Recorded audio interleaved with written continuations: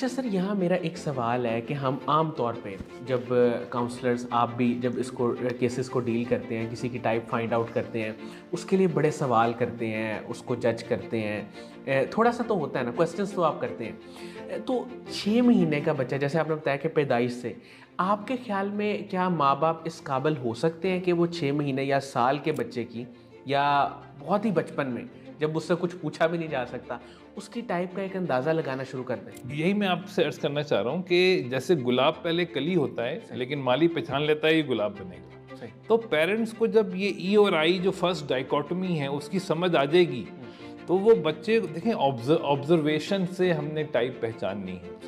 हमने बिहेवियर से बच्चे के टाइप, ई और आई बच्चे पैदाइश से ही अलग होते हैं।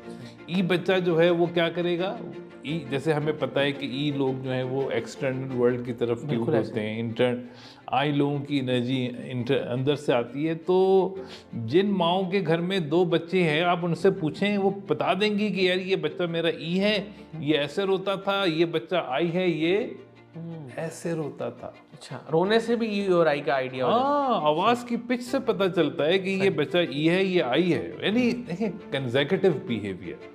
सही। क्योंकि इंसान में और दूसरी अजनास में ये फ़र्क है कि वो इंसान अडॉप्ट कर सकता है, फ्लेक्स कर सकता है, वो फ्लेक्स नहीं कर सकते।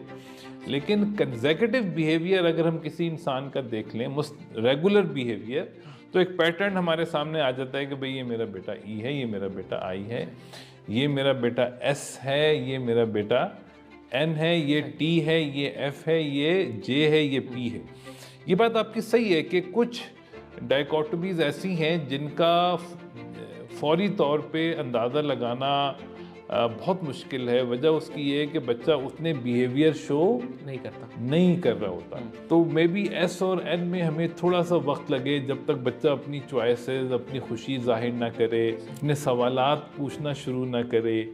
और जे और पी का भी देखें पैटर्न, अगर हम देखने वाले बन जाएं कि कौन सा बच्चा जो है वो एक ऑर्गेनाइज वे में रो रहा है और कौन सा बच्चा रैंडम वे में रो रहा है, सही। तो आप शायद जे और पी भी बता दें बहुत जल्दी।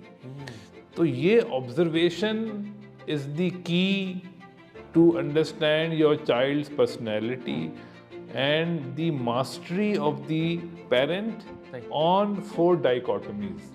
कि अगर पेरेंट्स चारों डाइकोटमीज के मास्टर हैं तो वो पहचान लेंगे। अच्छा, उसमें एक चीज़ मैं आपको बहरहाल बताऊं कि जो बच्चों की टाइप पहचानने में पहले हमें ऑब्जर्वेशन करनी है, उसका अपने आप को माहिर बनाना है, हम उसके बिहेवियर को ऑब्जर्व करें। सेकंड, एक गेस बनाएं, जस्ट एक गेस बनाएं, हाँ यार जो कि ये गलत भी है, चेंज भी हो सकता है। देखिए टाइप डेवलप हो रही है और हम बहुत एक्सपर्ट शुरू दिन से नहीं है। इन 2 वजूहात की बिना पे हमने एक गैस बनाना है, यार मेरा बेटा तो ESFP लग रहा है मुझे, अच्छा वो बड़ा हुआ यार ये तो ISFP की तरफ जा रहा है, ये तो नहीं है, अच्छा चलो ISFP।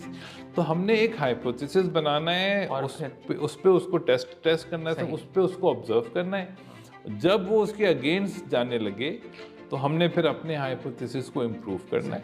तो ये हमने जहन में रखना है कि बच्चा इवॉल्व हो रहा है, डेवलप हो रहा है और वो अपनी टाइप पे आ जाएगा। लेकिन कभी भी उसको फिक्स ना करें, नहीं मेरा बेटा तो यही है और यही है। देखिए असल में टाइप बच्चे ने बतानी है। सही, अपने बिहेवियर से, अपनी नहीं, जुबान से। हाँ, type is the authority of the individual. ठीक है, कि वो खुद बताए वो उसकी टाइप है। जब तक बच्चा अपनी टाइप खुद बताने के काबिल नहीं होता, तब तक आप एक सिर्फ गेस कर सकते हैं, एस्टिमेट लगा सकते हैं उसके बिहेवियर से। लेकिन जो बुनियादी टाइप की खुसूसियात हैं वो ये हैं कि जब बच्चा अपनी फितरत पे होगा तो वो खुश होगा। सही। हम ये देखें कि बच्चे की खुशी एस में है या एन में है, बच्चे की खुशी जे में है या पी में है। तो और उसके फेस एक्सप्रेशन भी बहुत इंपॉर्टेंट रोल अदा करते हैं ये पहचानने में कि वो टी है या एफ है। सर, आज चूंकि हम तमहीदी गुफ्तगू कर रहे हैं, ये जो हमारा पहली जो है वो हम तमहीद एक बांध रहे हैं, आगे हम पर्सनैलिटीज़ को डिस्कस करेंगे, टाइप्स को डिस्कस करेंगे। तो मैं सर यहाँ पे ये जानना चाहूँगा, बहुत इंपॉर्टेंट है कि जब आपको थोड़ा सा पता चल जाए कि ये आपका बच्चा है और इसकी टाइप ये है, कुछ भी है, वो ISFP है, ESFP है, कुछ भी है, और वो आपके पेरेंट से या जो भी गार्डियन है उससे मैच कर रही है, अगर तो मैच कर रही है फिर तो जाहिर है कि थोड़ी सी आसानी हो जाती है, और अगर मैच नहीं करी, इन दोनों सूरतों में किस तरह चीज़ों को आगे लेके चला जाए? देखिए, बहुत ही क्रिटिकल सवाल है आपका कि जैसे मैं अभी हम पहले बात कर रहे थे रिकॉर्डिंग से कि नर्चर बाय नेचर ये अल्लाह का एक निज़ाम है, अल्लाह का एक सिस्टम है कि अल्लाह जिससे भी बड़ा काम लेना चाहते हैं उसको उसी की टाइप का या उसकी टाइप को बहुत अच्छा समझने वाला उस्ताद या माँ बाप दे देते हैं। बहुत खूबसूरत। अल्लाह जिससे बहुत ज़्यादा जिसको डेवलप करना चाहते हैं, जिससे बहुत बड़ा काम लेना चाहते हैं, उसको उसकी टाइप समझने वाले असातिज़ा या माँ बाप दे देते हैं। अच्छा, अब इस रूल को अगर हम समझ लें तो ये तो हर घर में हम आउटलायर्स पैदा कर सकते हैं कि हम माँ बाप को ये सिखा दें कि भाई बच्चे तो मुख्तलिफ टाइप के होंगे आपके घर में, मगर हमने बच्चों की तरबियत अपने टाइप के मुताबिक नहीं करनी, बच्चों की तरबियत उनकी टाइप के मुताबिक करनी है, और ये सीखने वाला काम है। तो हम हर घर में एक हैप्पी, हेल्दी और कामयाब बच्चे पैदा कर सकते हैं, डेवलप कर सकते हैं।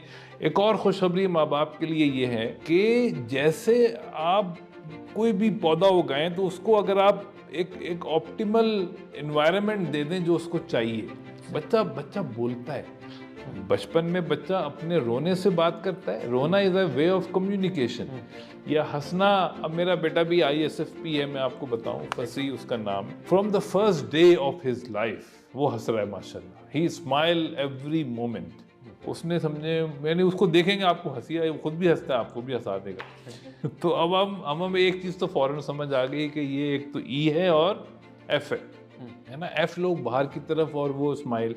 T, एक मेरी बेटी T है, वो शी इज़ वेरी ऑब्जर्वेंट, हंसती है, she smile, but when a situation arises, जब हंसने का मौका होगा तो हंसेगी, हर वक्त नहीं।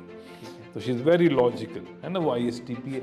तो इस तरह से हमारी टाइप के ख़िलाफ़ अगर बच्चे हों और हमें उनकी नशोनुमा का, यानी हमें उनकी पहचान आ जाए और हम उनकी नशोनुमा में रुकावट ना बने,